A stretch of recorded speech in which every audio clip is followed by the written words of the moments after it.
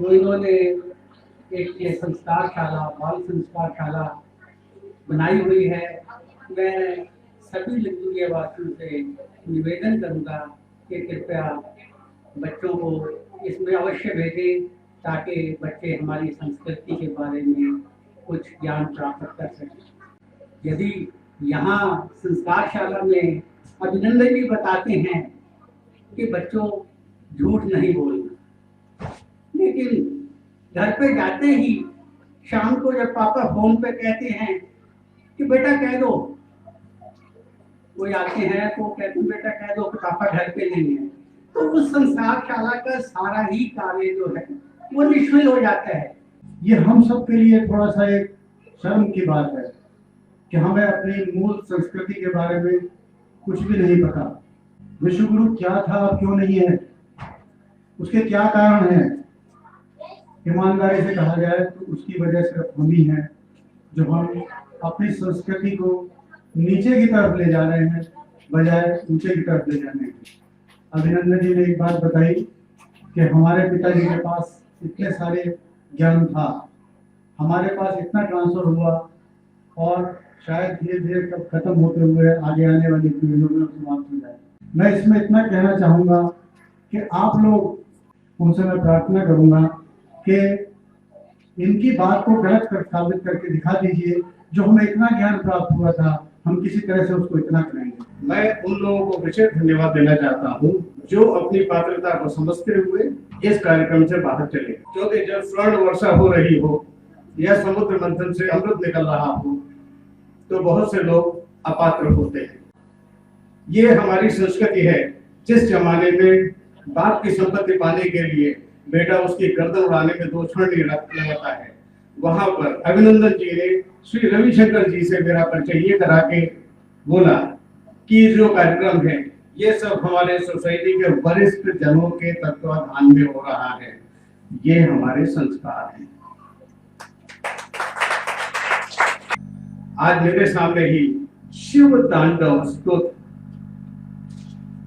संभवतः मैं उसका उच्चारण पूरा न कर पाऊं, मेरे सामने मेरे ही छोटे छोटे बच्चों ने, ये सब मेरे बच्चे, मैं सोसाइटी के बच्चे सब अपने, इन बच्चों ने इतने शुद्ध उच्चारण से प्रस्तुत की है, आश्चर्य मानना चाहिए।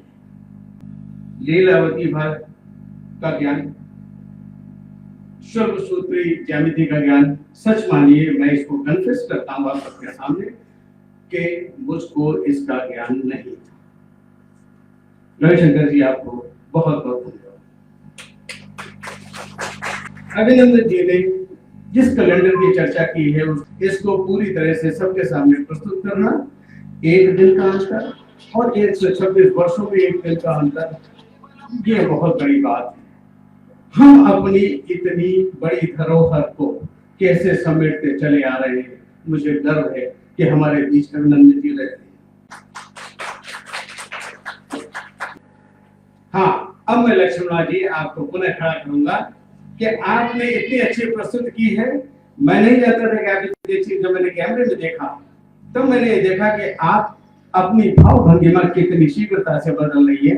ये मैंने जब मैं दक्षिण भारत में था तब मैंने अपने साथ के मित्रों को नृत्य करते देखा था, उन्होंने मुझे बताया था, उन्होंने कई तरह के नृत्य, मुझे तो नहीं आता है नृत्य, लेकिन आज मैंने इसको साक्षात अपने सामने देखा। आपको बहुत बहुत आशीर्वाद। बैठे।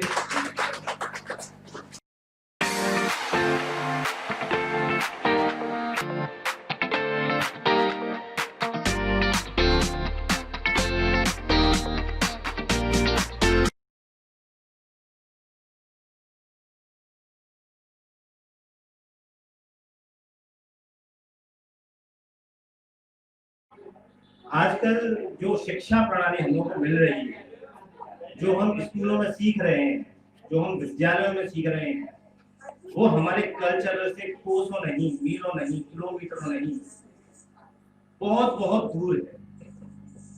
हम किसी नृत्य को देखते हैं, हम ये नहीं जानते कि उसमें कौन कौन सी मुद्राएं यूज हुई, हम ये नहीं जानते उसमें से कौन कौन से भाव प्रकट हुए, शांत रस कैसा हुआ, विभत्स रस कैसा दर्शाया गया, जब दुर्गा का रूप आया तो क्यों त्रिशूल हाथ में लिया गया, और जब मां का रूप आया तो कैसे चेहरे पे वात्सल्य के भाव आए।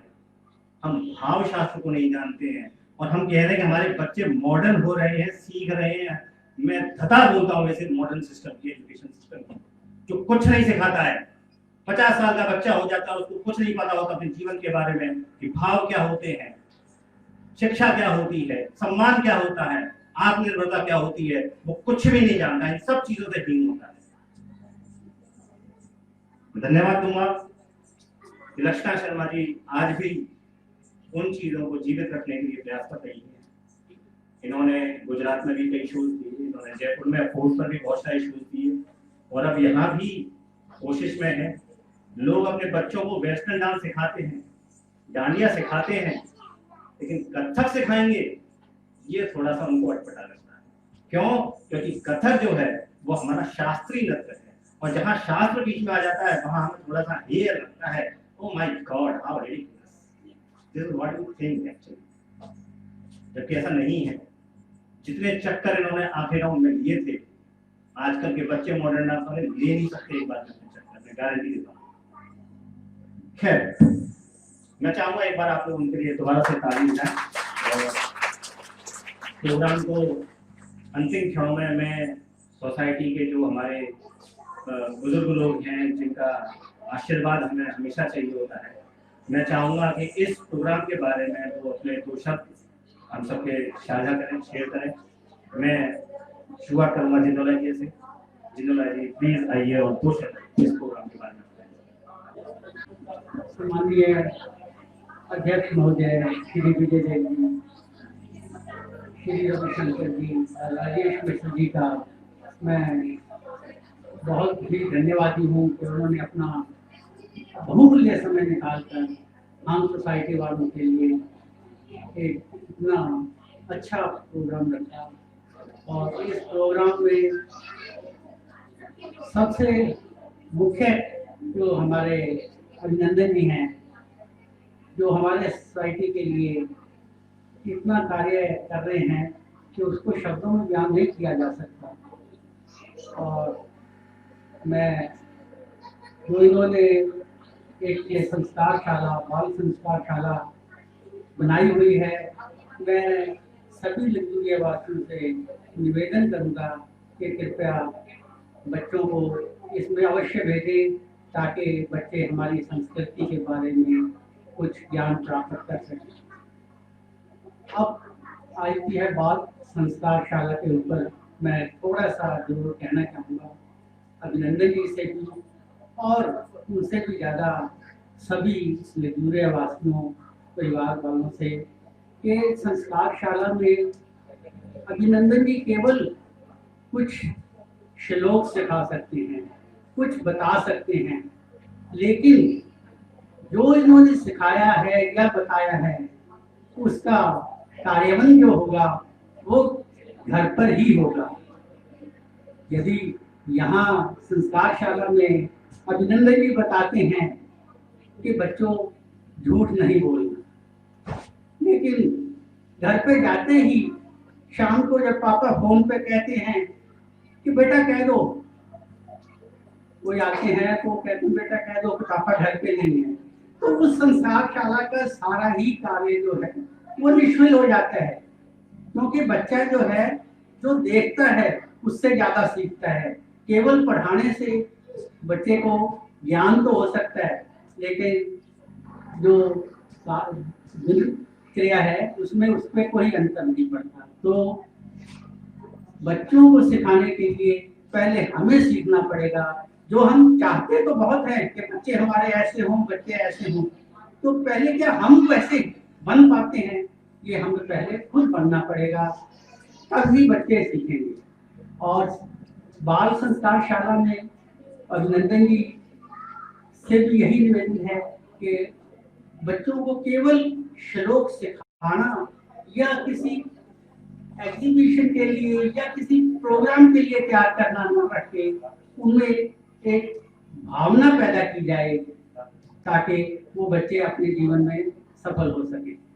और मैं ज़्यादा समय ना लेता हुआ, क्योंकि मैं इतना ज्ञानी व्यानी नहीं हूँ जो कि मैं कुछ भाषण कर सकूँ या कुछ प्रवचन कर सकूँ, मैं क्षमा चाहूँगा। और फिर एक बार हमारे जो विजय देव जी, रविशंकर जी और राजेश मिश्र जी हैं, उनको बहुत बहुत धन्यवाद दूंगा और आशा करता हूँ कि भविष्य में भी वो हमें अनुग्रहित करते रहेंगे। धन्यवाद। अब मैं निवेदन करूंगा भटनागर जी से 2 शब्द हुआ करके कहें। सभी लोगों को नमस्कार। मंच पर आसीन हमारे सम्मानित अतिथिगण, सभी वरिष्ठ साथी और बच्चों, मैं इस कार्यक्रम में सम्मिलित होकर के बहुत ज्यादा अपने आप को अभिभूत महसूस कर रहा हूँ।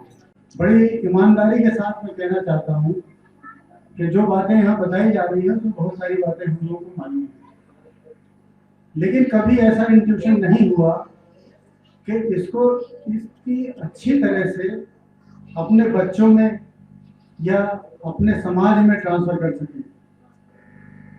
आज कुछ थोड़ी लज्जा भी आ रही है कि इतना समय हमने बर्बाद किया, बहुत कुछ कर सकते थे। हमारे अतिथिगणों ने जो कुछ भी अभी हमें बताया है तो वो वास्तव में एक ऐसी चीज है जो हमारे समाज के लिए बहुत आवश्यक है। अभिनंदन जी ने कहा कि धता है ऐसे लोगों पर, बिल्कुल सही कहा है उन्होंने। एक बार इनकी बात पर तालियां बजा दें आप, कि ये हम सब के लिए थोड़ा सा एक शर्म की बात है कि हमें अपनी मूल संस्कृति के बारे में कुछ भी नहीं पता। विश्व गुरु ये शब्द बड़ा सुनहरा शब्द है, बहुत अच्छा लगता है हमें, लेकिन क्या कभी हमने इस बात पर मनन किया है कि विश्व गुरु होता क्या है? विश्व गुरु क्या था, अब क्यों नहीं है, उसके क्या कारण हैं? ईमानदारी से कहा जाए तो उसकी वजह सिर्फ हम ही हैं, जो हम अपनी संस्कृति को नीचे की तरफ ले जा रहे हैं बजाय ऊंचे की तरफ ले जाने की। अभिनंदन जी ने एक बात बताई कि हमारे पिताजी के पास इतने सारे ज्ञान था, हमारे पास इतना ट्रांसफर हुआ और शायद धीरे धीरे कब खत्म होते हुए आगे आने वाली पीढ़ियों में समाप्त हो जाए। मैं इसमें इतना कहना चाहूंगा कि आप लोग जितने लोग भी यहाँ मौजूद हैं और जहाँ तक भी ये संदेश जा रहा है, उनसे मैं प्रार्थना करूंगा कि इनकी बात को गलत कर साबित करके दिखा दीजिए। जो हमें इतना ज्ञान प्राप्त हुआ था, हम किसी तरह से उसको इतना करेंगे। एक बात ये कही कि भाई हमारे अंदर बहुत सारे रावण हैं। वास्तव में रावण है, जिस रावण को हम रावण समझते हैं वो नहीं है। हमारे अंदर के वास्तविक रावण काम, क्रोध, लोभ, मोह, अहंकार, ऐसे बहुत सारे हमारे दोष हैं जो रावण का काम करते हैं। इसका एक सिर्फ मेरे दिमाग में, मेरे अनुभव के हिसाब से एक सलूशन समझ में आता है। आपने देखा होगा कि हमारा बाहर, जो हम अपने आप को बाहर दर्शाते हैं, और हमारा अंदर जो वास्तव में हम सोचते हैं, उन दोनों में जमीन आसमान का फर्क है, पॉजिटिव और नेगेटिव की बात। अगर हम सिर्फ इतना प्रयास करें कि हम पारदर्शिता बना सकें, जो हमारे अंदर हो वही बाहर हो, जो बाहर हो वही अंदर हो, तो ये सब चीजें, ये रावण मर जाएगा, ऐसा मैं सोचता हूँ। अंत में मैं आप सबका बहुत आभारी हूँ, अभिनंदन जी का बहुत आभारी हूँ जो इन्होंने हमें ये सम्मान दिया यहाँ बुला करके, और वास्तव में एक अच्छा कार्यक्रम हुआ। और आगे भी मैं इनसे अपेक्षा करूंगा कि आगे भी ऐसे कार्यक्रम होते रहेंगे। और साथ में मैं एक आश्वासन भी देना चाहता हूँ कि अपने बाल संस्कार शाला में अगर मेरे लायक कोई चीज़ बच्चों को ट्रांसफर करने के लिए आप मुझे ताल्लुक समझे तो आप मुझे बताएं, मैं आपका सहयोग करने के लिए तैयार हूँ। धन्यवाद। प्रोग्राम थोड़ा सा लंबा हुआ जा रहा है, इसलिए मैं इसको कट शॉर्ट करके अंत में श्री राजू तोमर जी को आमंत्रित करता हूँ कि वो 2 शब्द अपने रखें और फिर हम अध्यक्षीय भाषण को सुनेंगे। आज के कार्यक्रम के अध्यक्ष माननीय विजयदेव शर्मा जी, माननीय रविशंकर जी, माननीय राजेश मिश्रा जी, मेरे सभी बड़े भाई लेजन शर्मा साहब, पटनागर साहब, श्रीवास्तव साहब, हिंदोलिया साहब और यहाँ उपस्थित सभी भाई तो शायद बहुत कम है, बहनें और बेटियां, मैं उन लोगों को विशेष धन्यवाद देना चाहता हूँ जो अपनी पात्रता को समझते हुए इस कार्यक्रम से बाहर चले, क्योंकि जब स्वर्ण वर्षा हो रही हो या समुद्र मंथन से अमृत निकल रहा हो तो बहुत से लोग अपात्र होते हैं, सभी उसके पात्र नहीं होते। मैं उन लोगों को भी बहुत धन्यवाद देता हूँ जो बच्चों के बहाने कि मेरे बच्चे संस्कृत में क्या सीखेंगे, अमेरिका में क्या कर लेंगे संस्कृत सीखकर, या अगर जर्मनी और फ्रांस जाना होगा तो क्या कर लेंगे, उन्होंने अपने बच्चों को भी निकाल दिया। जब कभी हम समाज में विशेष प्रकार के अंतर देखते हैं कि एक मनुष्य अति मेधा संपन्न है और उसी के साथ बैठा एक मनुष्य मेधाहीन है, हम समाज को दोष देने में, गाली देने में एक क्षण नहीं लगाते। हम बुरी से बुरी गालियां पूर्वजों को भी दे देते हैं। पूर्वजों को गाली देने की परंपरा तो खैर हमको अंग्रेजों ने उन्होंने सिखाई थी। हम कभी ये नहीं सोचते हैं कि नक्षत्र तारा मंडल जैसे विभूतियां हमारे समक्ष अति सौभाग्य से कभी कभी आती हैं, हम उनका दर्शन करने से भी अपने आप में लज्जा महसूस करते हैं। आज हमारे पास 3 अतिथिगण आ पाए, मैं अभिनंदन जी का विशेष धन्यवाद दूंगा कि इन 3 में से अभी 2 ने ही अपनी बातें कही हैं और यहाँ बैठे जितने भी बौद्धिक लोग हैं वो सब अपने आप को कृतार्थ मान रहे हैं, उनको हृदय से धन्यवाद दे रहे हैं। इतनी बात के बाद मैं आपको धन्यवाद तो अवश्य दूंगा कि तो मैं कुछ बिंदुओं पर अपनी बात रखूंगा। ये हमारी संस्कृति है, जिस जमाने में बाप की संपत्ति पाने के लिए बेटा उसकी गर्दन उड़ाने में 2 क्षण नहीं लगाता है, वहां पर अभिनंदन जी ने श्री रविशंकर जी से मेरा परिचय ये करा के बोला कि जो कार्यक्रम है ये सब हमारे सोसाइटी के वरिष्ठ जनों के तत्वाधान में हो रहा है, ये हमारे संस्कार हैं। हमारे संस्कार मात्र श्लोक नहीं है, वो भी है, किंतु ये हमारे संस्कार हैं। एक बार इन्हीं संस्कारों की चर्चा करते हुए मैंने थोड़ा सा हास्य शब्दों में इनसे कहा था, आज सार्वजनिक कर देता हूं कि अभिनंदन जी वो कार्य आपका नहीं है जो आप 25 को कराने जा रहे हैं, ये कार्य आपका है। आप उसमें मत पड़िए जहां पर के भरी हुई कीच में लोग एक दूसरे के ऊपर ईंटें फेंक रहे हैं और उससे पड़े हुए दागों से अपने आप को बड़ा गौरवान्वित महसूस कर रहे हैं। शर्म आनी चाहिए उन लोगों को, किंतु ये कार्य आपका नहीं, आप उस टीम में नहीं, आपका कार्य ये। अगर एक भी ऐसे विद्वजन हमारे समक्ष आ जाएंगे तो मेरा जीवन प्रताप हो जाएगा। कैसे हो जाएगा? श्री रविशंकर जी ने जब आरंभ किया विज्ञान और साइंस का अंतर, तो हमको वास्तव में ऐसा लगा कि हाँ, विज्ञान और साइंस 2 एकदम अलग सब्जेक्ट हैं। बचपन में मैंने भी विशेष ज्ञान पढ़ा था विज्ञान को, किंतु पराका ज्ञान ये संभवतः जिन्होंने मुझे पढ़ाया था उनको भी नहीं मालूम था कि विज्ञान का पराका ज्ञान भी होता है। अपने से अतिरिक्त भी कोई ज्ञान हो सकता है, सोचा ही नहीं था। हमारे घर की बाउंड्री से बड़ी कोई बाउंड्री हो सकती है, जाना ही नहीं था। मेरे अपने स्वार्थ से अधिक कहीं पर जनों का निहितार्थ हो सकता है, नहीं जाना।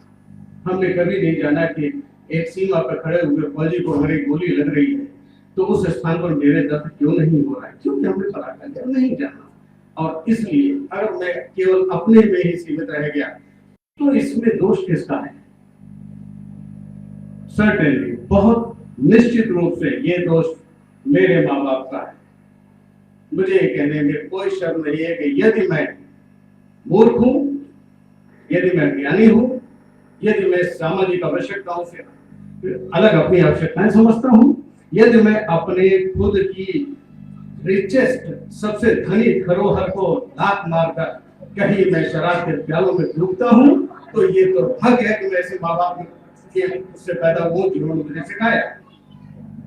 और उससे भी अधिक दुर्भाग्यपूर्ण ये है कि ये संस्कृति, दुसंस्कृति, ये मैं अपने बच्चों में डालने के लिए प्रयासरत हूं। आज मेरे सामने ही शिव तांडव स्तोत्र, संभवतः मैं उसका उच्चारण पूरा न कर पाऊं, मेरे सामने मेरे ही छोटे छोटे बच्चों ने, ये सब मेरे ही बच्चे, मैं सोसाइटी के बच्चे सब कहूँ, इन बच्चों ने इतने शुद्ध उच्चारण से प्रस्तुत की है, आश्चर्य मानना चाहिए। और मैं आश्चर्य मानता हूँ, आप सब लोगों की बड़ी तारीफ की है। गुरु वंदना जिस बच्ची ने की है, मैं तो उसके आगे नतमस्तक हो गया। मुझे लगा एक देवी मेरे सामने नृत्य कर रही, मेरे एक आध बार हाथ भी उठे, लेकिन मुझे लगा कि कहीं मैं हाथ से का विषय न बन जाऊं, इसलिए इतनी अच्छी प्रस्तुति। इसके आगे लीलावती भाग का ज्ञान, सर्वसूत्री ज्यामिति का ज्ञान, सच मानिए मैं इसको कन्फेस करता हूं आप सबके सामने कि मुझको इसका ज्ञान नहीं था। रविशंकर जी आपको बहुत बहुत धन्यवाद। अभिनंदन जी ने जिस कैलेंडर की चर्चा की है, उसकी चर्चा हमारे इनके बीच में पहले से हो चुकी थी, तो अतः मुझको थोड़ा सा इसके बारे में ज्ञान था। फिर भी इसको पूरी तरह से सबके सामने प्रस्तुत करना, एक दिन का अंतर और 126 वर्षों में एक दिन का अंतर, ये बहुत बड़ी बात है। हम अपनी इतनी बड़ी धरोहर को कैसे समेटते चले आ रहे हैं। मुझे गर्व है कि हमारे बीच अभिनंदन जी रहते हैं। मैं विशेष लक्षणा जी कहाँ है, खड़ी हो जाएगी करके शिव तांडव स्तोत्र पर, सॉरी अविद्या ने, फिर भी आप खड़े हो जाइए क्योंकि आपने सिखाया है। शिव तांडव स्तोत्र पर उस बच्ची ने अति सुंदर प्रस्तुत की, जिसका पूर्ण तरह से सही उच्चारण संभवतः मैं भी नहीं कर सकता। लक्ष्मण, मैं तुमको बहुत बहुत धन्यवाद, मेरा आशीर्वाद है। माननीय राजेश मिश्रा जी, बाल संस्कार शाला, नाम ही कितना सुंदर है। अंततः संस्कार हमारे लिए आवश्यक क्यों है? आवश्यक नहीं कि कोई हमारे बच्चे अमेरिका जाके हमको दुत्कारे, हमारे बच्चे हमारे साथ रहकर भी तो दुत्कारते हैं। यदि ऐसा नहीं तो वृद्धाश्रम की आवश्यकता क्या है? हमारे बच्चे वृद्धाश्रम नहीं भी भेजते हैं तो हम दुर्गत कर सकते हैं, क्या उनका दोष है? अभी 2-3 दिन पहले मैं श्री रिकन शर्मा साहब, जो मेरे बड़े भाई हैं और मेरे गुरु भी है कई क्षेत्रों में, उनके साथ चर्चा में यहाँ पर बैठे हम लोग, तो मैंने उनसे कहा था कि आज जिन बच्चों का हम दोष निकाल रहे हैं कि वो राजनीति में ऐसी कर रहे हैं, ये कर रहे हैं, ये हैं हमारे बच्चे। मैं उस समाज का अंग हूँ जिसने इस बच्चों को इस दुर्गत में डाल दिया है कि मैं उनके पीठ पीछे उनकी बुराई कर रहा हूँ। दोषी वो नहीं है, लेकिन दोष उसमें देखा है। जिस तरीके से कहा जाता है, आयुर्वेद में भी कहते हैं कि वो तो लक्षण है, रोग तो इधर है, हम रोग पैदा करके चले गए, लक्षण पे हम गालियां दे रहे हैं। कितनी गंदी राजनीति। राजेश मिश्रा जी, आपके लिए विशेष धन्यवाद इस प्रस्तुति के। अब मैं ये जरूर कहूंगा कि हम बच्चों को क्या देंगे? हम बच्चों को वही देंगे जो हमको मिला है। हमको जब बताया गया कि गोडसे पापी था, हमने चिल्लाया चालू कर दिया कि गोडसे पापी है, या गोडसे पर बैठा नहीं है, किंतु हम भूल गए कि वही गोडसे था जो ग्रेजुएट था, जो पूरी तरीके से वेजिटेरियन था, जिसके गीत जब वो गाता था, गीता को जब गाता था तो वहां भीड़ लग जाती थी, जिसको संगीत का ज्ञान था और जिसने अपने आप को ये जानते हुए कि इसका परिणाम क्या होगा, उसने इतना बड़ा डिसीजन लिया कि संभवतः हम बहुत बड़ी विपत्ति से बच गए। मैं साहस के साथ ये बात कह रहा हूं, मैं कहीं किसी का विधान नहीं बदलने जा रहा हूं, कि तुम्हें ये अवश्य कहने जा रहा हूं कि ऐसी स्थिति जब कभी आए तो ऐसे व्यक्ति को पैदा होना भी आवश्यक होता है। कहीं कहीं सावरकर को भी पैदा होना आवश्यक होता है और इसीलिए वो पैदा हो। हाँ, अब मैं लक्ष्मणा जी आपको पुनः खड़ा करूंगा कि आपने इतनी अच्छी प्रस्तुत की है। मैं नहीं जानता था कि आप इतनी अच्छी, जब मैंने कैमरे में देखा तो मैंने ये देखा कि आप अपनी भाव भंगिमा कितनी शीघ्रता से बदल रही है। ये मैंने जब मैं दक्षिण भारत में था तब मैंने अपने साथ के मित्रों को नृत्य करते देखा था, उन्होंने मुझे बताया था। उन्होंने कई तरह के नृत्य, मुझे तो नहीं आता है नृत्य, लेकिन आज मैंने इसको साक्षात अपने सामने देखा। आपको बहुत बहुत आशीर्वाद। बैठे। मैं कुछ 2 शब्द और बोलूंगा। इतने वर्षों की लगातार गुलामी क्या है? ये गुलामी किसी व्यक्ति पर नहीं है, व्यक्ति का तफसीस कट गया, वरना बन की बात खत्म हो गई। गुलामी अंततः संस्कार की है। गुलामी अंततः उन विद्यालयों की और गुरुजनों की है जिनको उन्होंने समाप्त कर दिया। गुलामी अंततः हमारी पद्धतियों में अविश्वास की प्रक्रिया है। ठीक है। अब इतनी गुलामियों के बावजूद भी अगर आज की तारीख में शिव तांडव स्तोत्र हमारे आंगन में है, उसका उच्चारण है, आज रविशंकर जी जैसे लोग हैं, आज श्री राजेश जी जैसे लोग हैं, जैसे श्री विजय देव शर्मा जी हैं और अभिनंदन जी शर्मा जी हैं, यही एक कारण है कि हर युग में इस प्रकार के लोग होते रहे हैं। क्योंकि हमारी आपकी आयु 100 वर्ष से अधिक नहीं है और हमारे यहाँ पीढ़ियां गुजर गई। ये यहाँ तक किस तरह से उतरता चला गया है कि आज संस्कार शालाओं की आवश्यकता और बढ़ गई है, जिससे हमारे जाने के बाद और भी कुछ अभिनंदन शर्मा जी जैसे, रविशंकर जी जैसे, आप जैसे महान भाव हो जो कि इसको आगे बढ़ाते ले जाए। इस आशा के साथ मैं आप सभी को, यहाँ उपस्थित होने वालों को सभी धन्यवाद, आपको विशेष धन्यवाद। मैं अपनी बात समाप्त करता हूँ।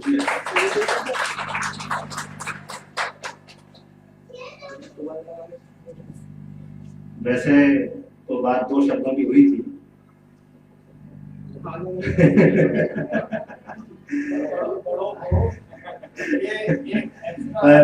ये एडवांटेज है, यस, ये वरिष्ठ होने का एक अधिकार है जो बहुत जगह यूज होता है।